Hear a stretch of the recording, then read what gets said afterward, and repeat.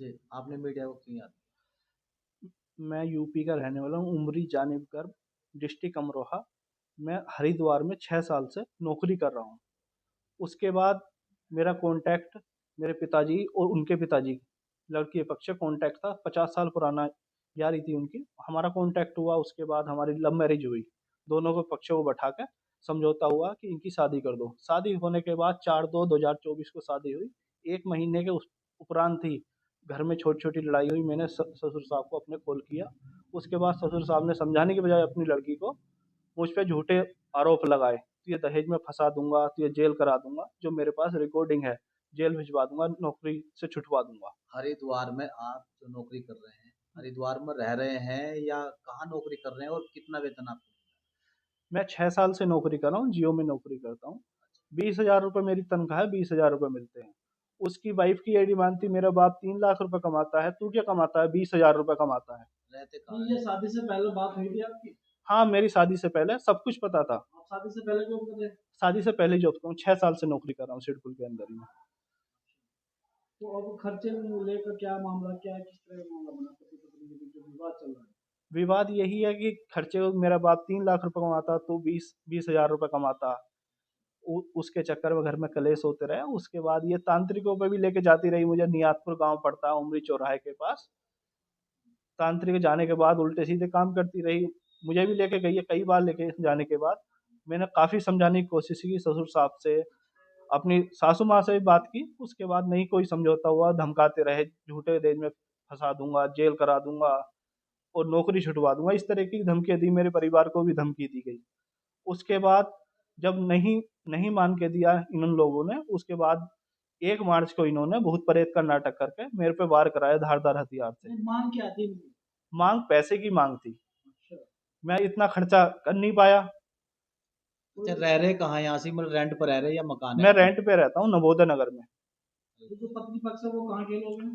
वो ग्राम फूलपुर, थाना छजलैट, जिला मुरादाबाद, वहाँ के रहने वाले हैं।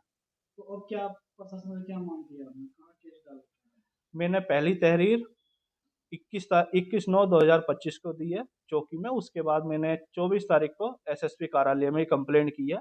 उसके बाद मेरी कोई कार्रवाई नहीं हुई।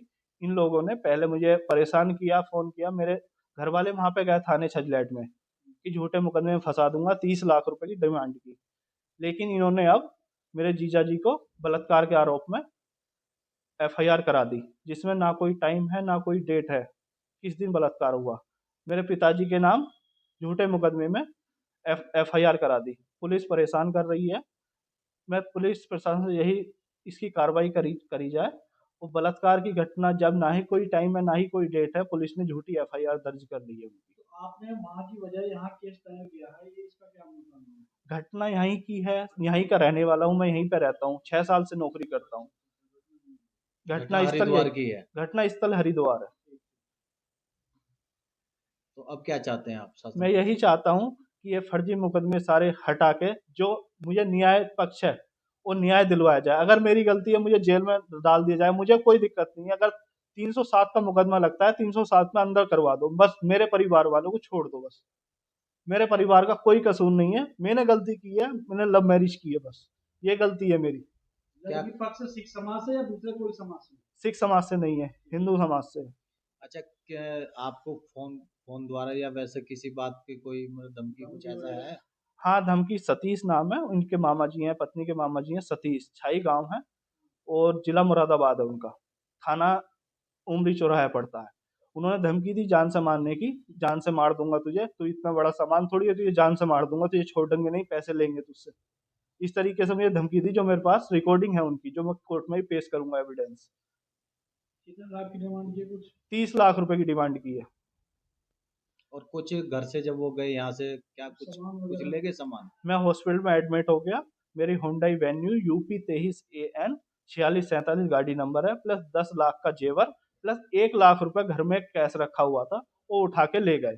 उसमें शामिल जो आए थे, लेखराज सिंह जो मेरे ससुर हैं, और जो मेरी सासू हैं, सासू, और उसमें जो साला है मेरा अभिनय चाहल, और पत्नी के मामा सतीश, सतीश सन ऑफ चंद्रपाल सिंह, जो छाई के रहने वाले हैं। साथ में पुनीत हैं, जो मींद्री गांव के रहने वाले हैं, उनका थाना छजलैडी पड़ता है, मींद्री गांव, उनका लड़का, उनका बीचल चौधरी नाम है उनके लड़के का। ये सब लोग आए और सामान लेके चले गए यहाँ से हरिद्वार से। उसके बाद मैंने बहुत कोशिश की, हाथ जोड़े पैर जोड़े कि मेरा घर बस जाए, मुझे छोड़ दो, मुझसे गलती होगी, हर एक तरह की कोशिश की, पर लेकिन नहीं मान के दिया इन लोगों ने।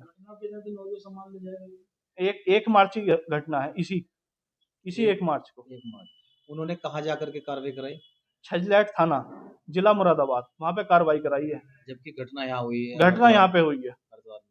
हरिद्वार की घटना वहां पे दिखाई है।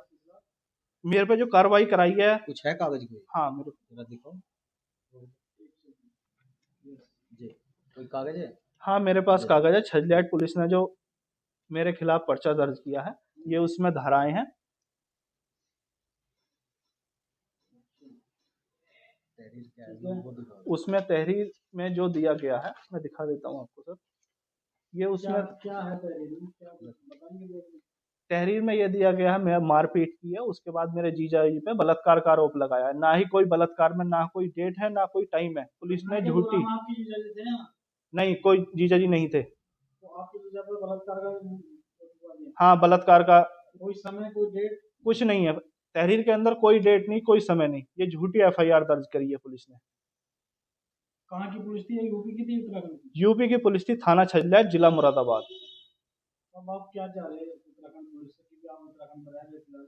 मैं यही चाहता हूँ उत्तराखंड से, जो मेरे साथ घटना हुई है, इन लोगों का सख्त से सख्त कार्रवाई की जाए, मुझे न्याय दिया जाए। यानी मैं सुसाइड करने पे मजबूर हो चुका हूँ, मैं सुसाइड कर लूंगा। अगर मेरे परिवार को मुझे कुछ होता है, ये लोग ही जिम्मेदार होंगे।